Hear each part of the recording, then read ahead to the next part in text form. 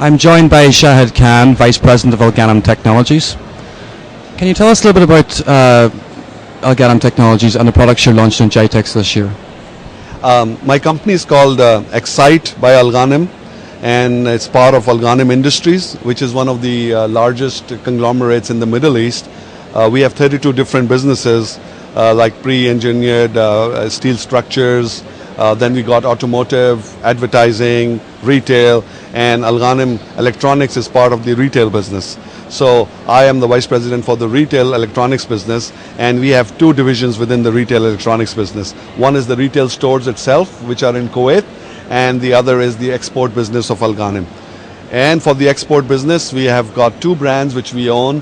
One is Wansa, and Wansa is an appliances and home electronics brand. You can see it makes LCDs. We've just introduced the new LED and the new 3D televisions. We got appliances, cooking ranges, we got microwaves, refrigerators, you name it, air conditioners. So a big range of vacuum cleaners. This is more than 1,500 products in this catalog. And these products go to almost 15 countries already, and our mission is to be in 30 countries in the next 2 years. We want to expand in the Middle East, we want to expand to Africa, Central Asia, all these places. Now, since this was appliances and home electronics, we want to now introduce a range of brands under the EQ name, and EQ is from Japan, and under license from Japan, we are bringing in very interesting categories, which are high growth categories like mobile phones, laptops, accessories, all kinds of accessories are there, MP3 players, e-books, cables, all the accessories are there. So, with these two brands, Wansa and EQ, we are able to work with our partners in the Middle East and start building these brands because, for example, Wansa in Kuwait is the third largest brand after Panasonic and Sony as top of mind recall. So with this position, and we have gigantic market shares of Kuwait. We have almost 75% market share of Kuwait. So the only way for us to grow is to actually grow with our brands out of Kuwait. What are the trends you see developing in your industry? In our industry, overall in the electronics and appliances industry, I think IT, of course, is leading the pack because technology is coming rapidly. I would say sometimes too fast that you can't even keep up with it. But mobile phones, laptops, now with Apple really leading the pack in terms of innovation, and everybody else trying to outdo each other. So I think the key thing for us as retailers is to make sure that we bring those new technologies, but at the same time keep it at par with consumer expectations and make sure that we explain to our customers what this new technology is and how they can add value to their lives. Which of your clients are most proactive in embracing technology for their business? Sorry, so repeat your question. Which of your clients are most proactive in embracing technology for the business? Yes.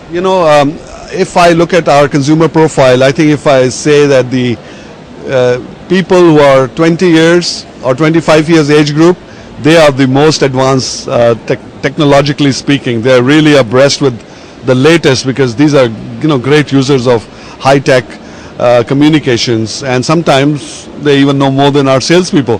So it's actually sometimes very hard to just keep up with our customers' information.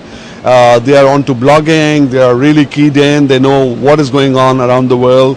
So, and they read technical magazines. They are very well advanced. Then there is older age group, which is a few years behind the youngsters in trying to catch up, so there's always this lag between the youngsters and the older age group in terms of technology. But our job as mass market retailers, I mean, we get 1 million people in our stores every month.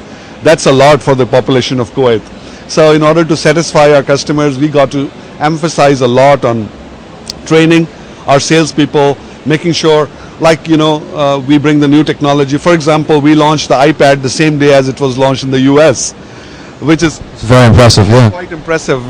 We had, 2 people especially fly this stuff in the same day, excuse me, from the US. And they were like, a huge line of people waiting to see, touch and feel the new technology. And that's where Xcite, our name Xcite, brings that excitement in electronics category. Within this region, what do you see as the main challenges?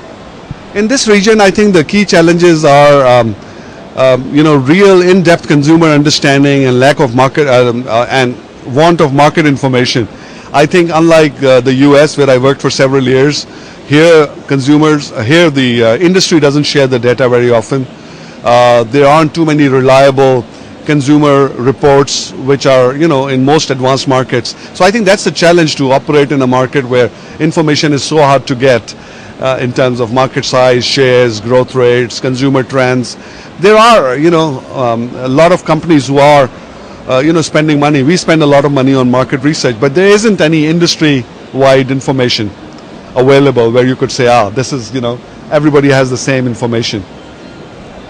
What do you see as, what could you recommend as the best practices within this industry? In this region? The best practice? Well, not necessarily in this region, within, I'll ask the question again. What do you see, what could you recommend as the best practices within your industry? Within our industry, I think it goes back to the basics, as we were discussing earlier. I mean, really, whichever industry you're in, whether it's electronics or it is FMCG, it's your ability to have an in-depth understanding of your customers. I think if you really understand your customers, not just a superficial level of understanding your customers, a real in-depth behavioral understanding of your customers, why people buy and why they don't buy, most importantly. I think until you get that level of detail of information, it is very difficult to satisfy your customers, because then you would be like, not able to talk on the same wavelength. You think customer service, customer feedback is very important? Yes, understanding customers through various tactics, through market research, through in-store interaction, through consumer dialogue, or inviting them for focus groups. I think this is something that we should emphasize a lot, to really understand their needs better.